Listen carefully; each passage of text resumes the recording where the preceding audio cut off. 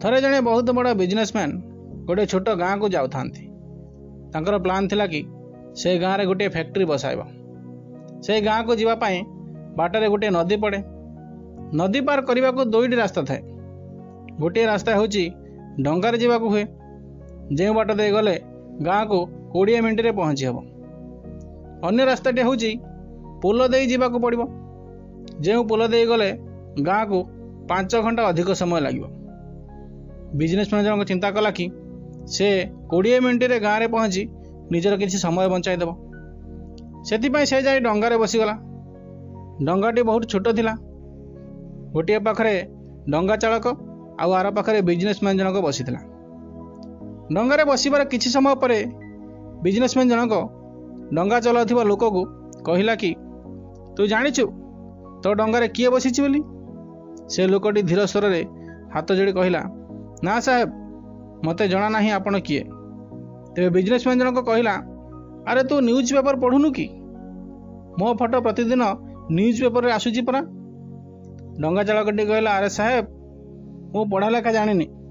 मो जेतेबेले बहुत छोट थिली मो बापा चलीगले। मो परिवार चलाइबा पिलाटी बेलू काम करूली। पाठ पढ़ी केतेबेले? यही कथा शुणिकी से बिजनेसमैन जनक ताकू थट्टा करिकी कहला, तते लेखा पढ़ा आसेनी? एमिति जीवन लाभ कौन? यह शुणिकी डंगा चालक को बहुत खराब लगिला, किंतु से किछि कहलानी। किछि समय पर से बिजनेसमैन जनक डंगा चालक को पुणी कहला, किछि दिन पर ए आगर जो सब बिल देखुचु सेठी मोर फैक्ट्री थिबो। सेठी आम ब्रांड रो मिनरल पानी बोतल बिक्री हेबो। डंगा चालक किछि बुझी पारलानी। से पचारला, कौन तैयारी हेबो सार? बिजनेसमैन टिके विरक्त होई कहला कि एठी पानी बोतल तैयारी हेबो। तुम गाँव रे सब बिक्री हेबनी, सब सहर रे बिक्री हेबो। अरे तू केबे सहर जाइथिबु जदी देखिथिबु सेठी दुकान रे पानी बोतल बिक्री हुए बोली। डंगा चालक कहला, अरे साहेब मु केमिति जानिबी? मु केबे गाँ छाड़ी आ कुआडे जाएनी। बिजनेसमैन जनक हसी कहले, अरे तू केबे गाँ बाहर को जाइनु? तते जना नहीं सहर केमितिका? अरे एमिति जीवन रो मूल्य कौन? ए कथा शुणी डंगा चालक भाविला कि सतरे ता जीवन रो मूल्य किछि नाही। से यह भाभी भाभी अन्यमनस्क हो गला। आ डंगा जाई गोटे बड़ पत्थर उपर धक्का खाईगला, जहाँफल डंगारे पानी पशिगला। आ डंगाटी बुड़ीबा को लगिला। से जगह बहुत गभीर थिला, आ नदी कूल भी बहुत दूर थिला।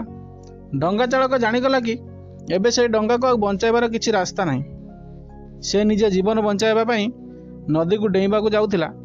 सेतेबेले बिजनेसमैन को पचारिला, साहेब आपण को पहरिबा आसे ना? बिजनेसमैन जनक कहले कि एमिति काहे पचारुछु, मते पहरिबा आसेनी। बिजनेसमैन मानकर कथा शुणी डंगा चालक को हस लगिला।